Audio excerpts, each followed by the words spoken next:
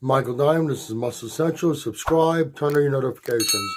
All right, I already did a couple of videos discussing Nick Trigili, bodybuilding, and BS being removed from YouTube.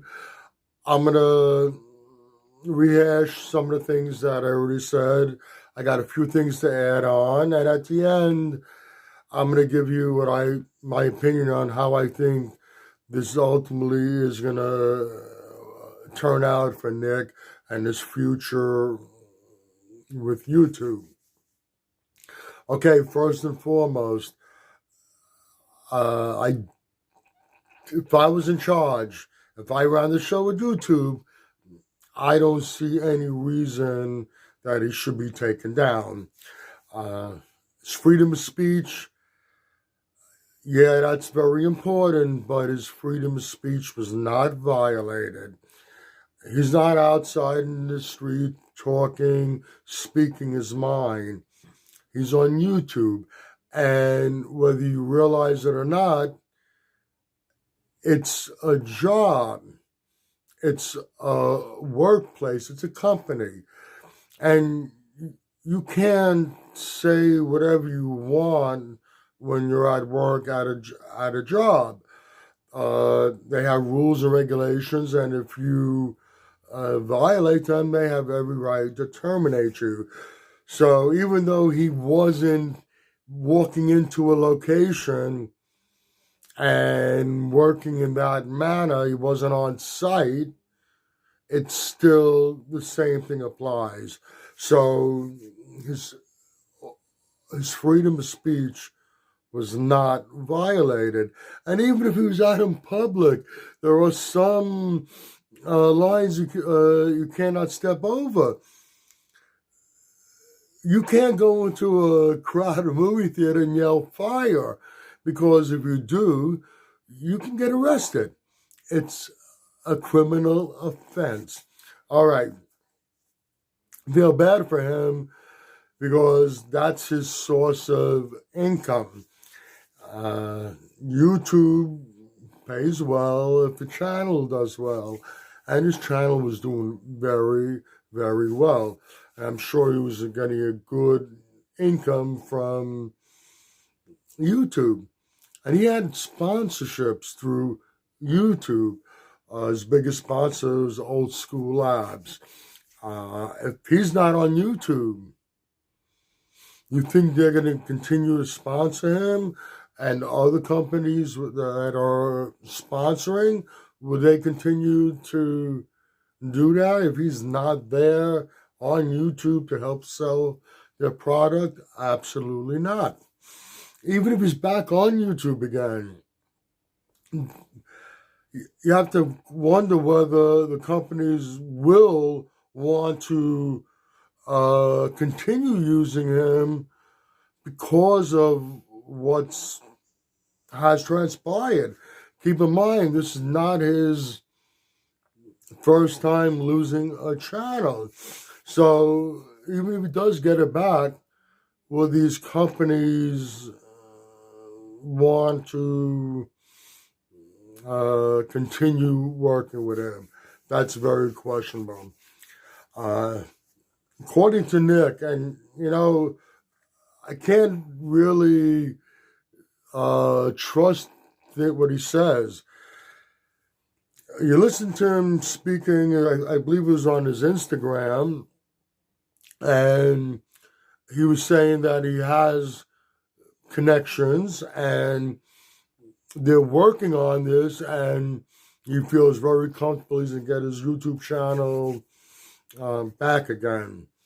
Then in another breath, he's asking the public, his fans, do you know anybody that can help me? Well, first you're saying you have people with connections working on this. You're going to be back then on next time you post something on your Instagram, you're like, do you know anybody that can help me? Then he turns around and says that somebody inside YouTube was paid off, and that's why he was removed. He knows who this person is. If you don't give me my channel back, I'm going to expose you. If that was the case and you knew who it was, you'd expose him immediately. Hearing that, it almost sounds a little childish, a little desperate. I can sympathize to a degree with the desperate measures. Hey, it's your livelihood. That you don't know why they took you off. You had no strikes against you.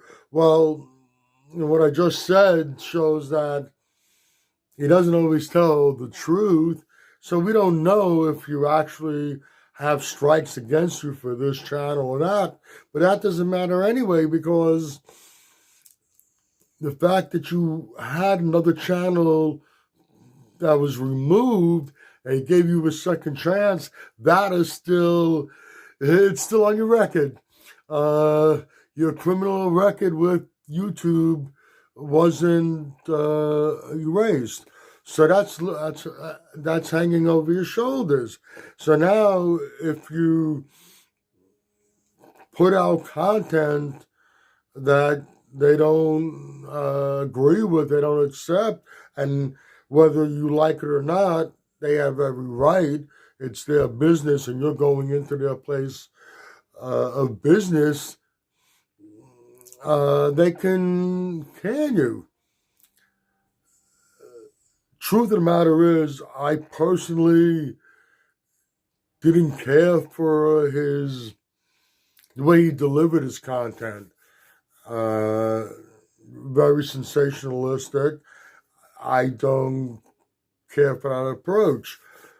It worked, and people eat that up.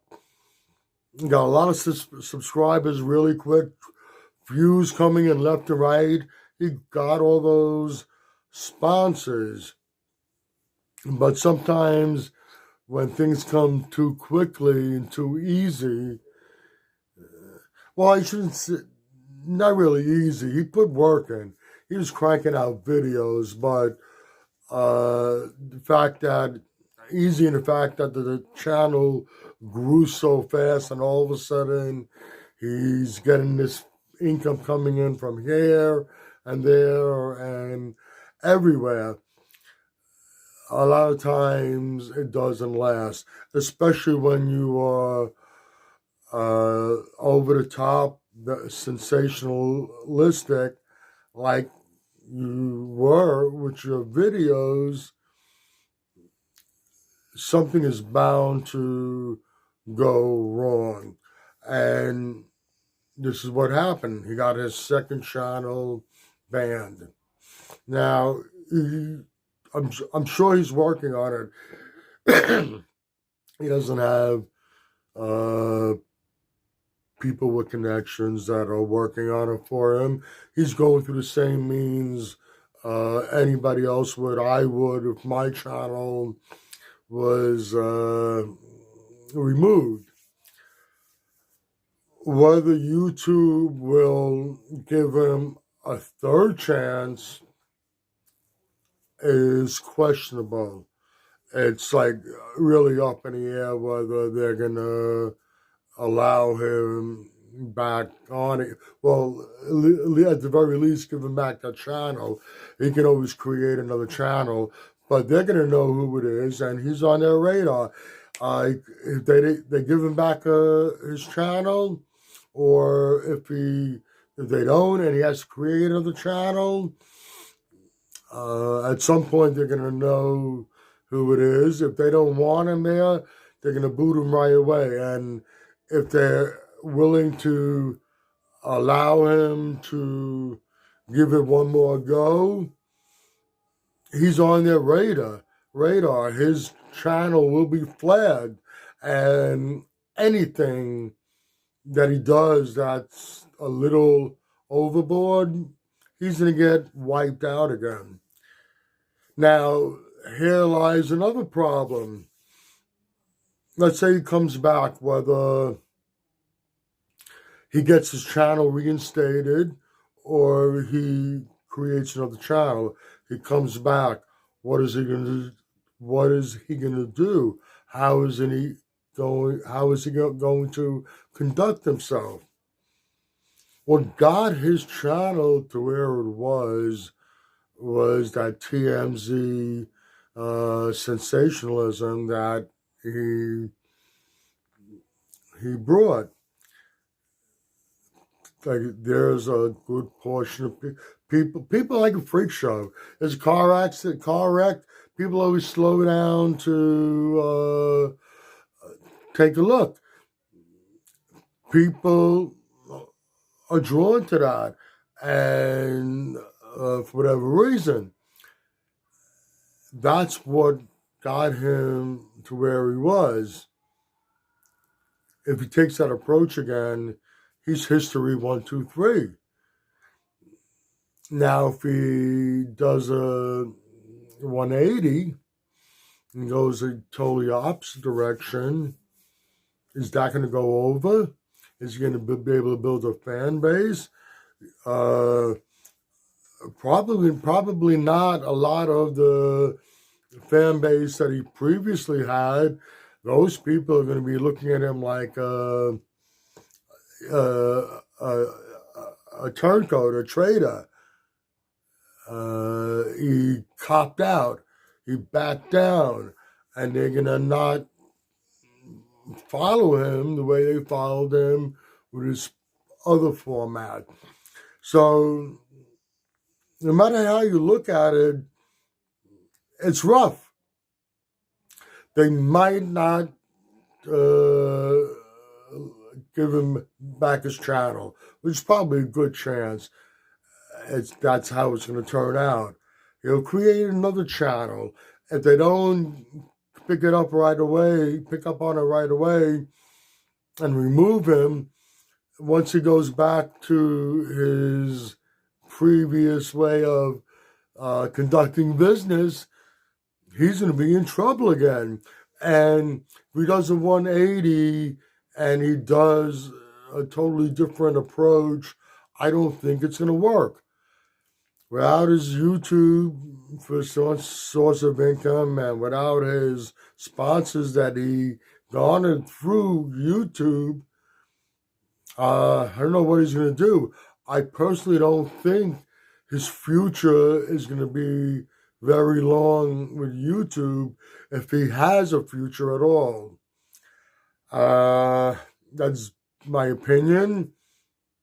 I hope I'm wrong, because even though I don't care for his content, I don't like his approach, I'm not offended by it, and I personally don't think he said anything or did anything that was so outrageous where he should have been removed.